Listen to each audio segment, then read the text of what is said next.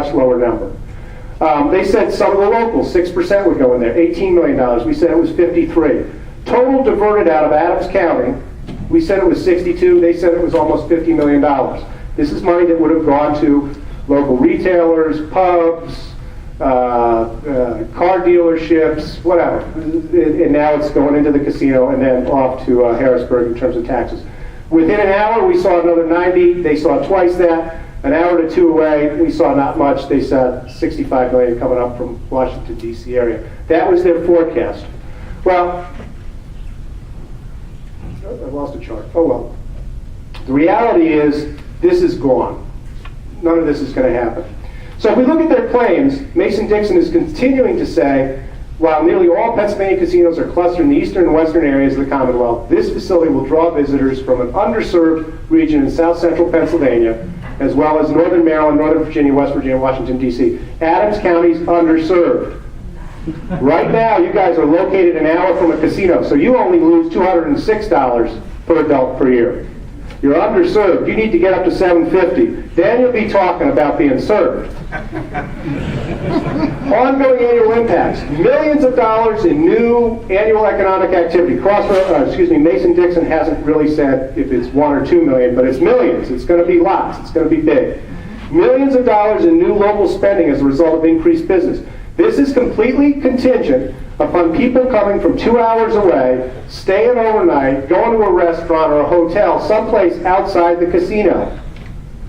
It wasn't going to work then. It's not going to work now, and I'll show you that. Millions of dollars in increased local personal earnings. Well, for those in the back who were going to give you the $250, you lost those personal earnings. So anyway, we'll talk about that. Some people will be winners, but more people will be losers. So this statement's not fair. Millions of dollars in annual real estate tax contributions to the school district. This requires that Mason-Dixon, as I said, a recovering no Casino Gettysburg addict. This would require Mason-Dixon to invest hundreds of millions of dollars in a facility. As I will show you, they're not doing that. Permanent new jobs created, absolutely. There'll be permanent new jobs created, but there'll also be some destroyed. Percent increase in Adams County annual economic activity. Well, if you consider the extraction of 3% of your income from the county as economic activity, that would be true. Millions of unique day visitors and 1 million overnight tourists requiring 1,200 additional hotel rooms. They still claim this, even though the casino is 1/5 the size of the prior proposal. If we look at the short-term impacts, millions of dollars in economic activity, construction-related jobs, millions of dollars in increased personal earnings, what they're doing is they're going to go down to Eisenhower, they're going to convert the convention space into a casino. So right now they have a first-class hotel with 307 rooms. They're not changing that. They're adding 600 state-of-the-art slots, up to 50 table games, and we'll talk a little bit more about that in a second. They claim they'll have 20,000 square feet of conference and exposition space. Well, right now there's 50,000 square feet. So they're converting 30,000 of that into the casino to house that stuff. 2,000 parking spaces, no change. Multiple gourmet and casual restaurants. Well, Eisenhower has that now. It's not to your liking. I'm sure they could spruce that a little bit, but that's not big bucks. There's a billiard room, virtual reality thrill ride, virtual reality Pebble Beach golf outing, arcade games and rides. I can tell you, when people go to play the slots, they're not looking to play Mario Brothers, okay? I've been there and watched them. They're not like, do you got Mario slots? You know, I just want to eat the little pellet things. I don't know. It's still going to be there. They got indoor pools. This is so when you get over your head in losses, you can... 36 holes of miniature golf. Once you lose your big golf clubs, and you're just left with a bitty putter, miniature golf. 14 acres of fishing lake, again, over your head. Batting cages, take out your frustrations. A lot of stuff for kids here. I don't know how that'll go over with the gamblers, but it'll still be there. There's not much investment here. If you're not spending hundreds of millions of dollars, you're not going to generate millions of dollars in property tax. It doesn't work that way. So that claim is going to be a little hard to do. All these people are coming from Baltimore, Washington, and D.C., driving right past Charlestown, Anne Arundel, Baltimore, Cecil. Wow! I really just want to drive an hour and a half to lose my money. Because then I can sneak home and my wife won't know I've been gone for 5 hours, driving 4 hours to lose the money. Not going to happen.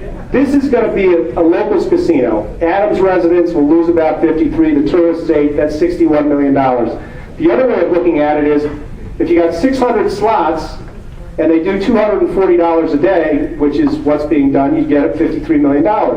If you put in 16 table games, and if you look across the nation, casinos across the nation, with the exception of New Jersey and Vegas, have about 37 slots for every table game. Slots are profitable. Table games require a lot of labor. Casinos don't do them. Patrons don't like them. The game's confusing. They like the simple game. They don't like the dealers staring at them and giving a little smirk when they draw on 18. You know, they look really stupid. Should have just stood on that. You know, it's much easier just playing with the machine. The machine doesn't smirk. It just encourages you with the blinking lights and stuff. So anyway, if you put in 16 games, that'll generate $88 million. So again, you got $61 million worth of revenue. At $93 per visitor, and Crossroads said, I'm going to generate $300 million with 3.2 million visitors, so this is their $93. You have attendance of 655,000 people. That's not millions of new visitors. It's hundreds of thousands. The hotel visitors, 94,000, basically the guys, the tourists who come in, the Eisenhower Inn can handle every single one of them. It's not a million new visitors requiring 1,000 new rooms. Eisenhower can handle every single one of these guys. If you look at Valley Forge, they got their Class 3 license. They said, we anticipate there'll be 4,000 overnight visitors to the region, requiring 40 rooms. Okay? There's not spillover benefit. It's basically for the locals. It's basically for the folks here. So what does this mean for Mason-Dixon, its investors, and all the rest? Well, if you got $61 million in revenue, you got to pay $30 million in Pennsylvania gaming taxes. Thank you all very much, says Harrisburg. We need the money. Net revenue is $30 million, about $6 million into salaries, another $3 million into benefits, $5 million in purchases, $20 million of earnings before interest, taxes, depreciation, amortization, and management fees. $1.2 million for some management fee company, some guy who knows a lot about casinos and, you know, greases the skids and does the important stuff there. $7 million depreciation and amortization. There's actually quite a bit of the depreciation. Although there's not a lot of new property tax income, the investors have to buy the Eisenhower facility, and they'll depreciate that on their books and avoid, you know, shield their income taxes as best they can. They'll pay some interest on that. They'll have some tax expense. They'll make about $6 million or 10% on earnings, which is pretty good for them. What's left for Adams County?